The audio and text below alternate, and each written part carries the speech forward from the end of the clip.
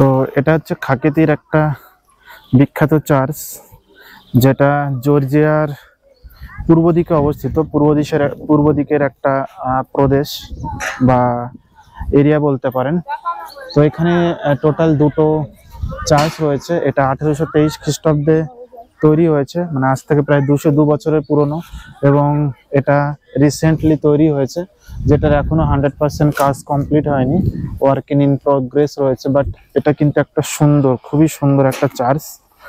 তো দ্বিতীয় বিশ্বযুদ্ধের সময় এই চার্চটাতে বিভিন্ন হসপিটালিটির আয়োজন করা হয়েছিল। যারা যুদ্ধ বিধ্বস্ত হয়েছিলেন তাদেরকে হেল্প করার জন্য এই চার্চটাকে একটা হসপিটালিটিতে পরিণত করা হয়েছিল।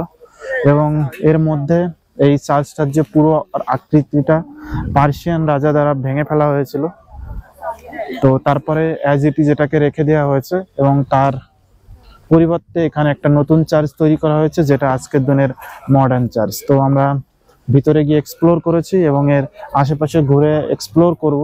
জায়গাটা জর্জিয়ার একদম পূর্ব দিকের একটা এরিয়ার একটা টপমোস্ট হিলে, যার একটা প্রাকৃতিক অসাধারণ সৌন্দর্য রয়েছে।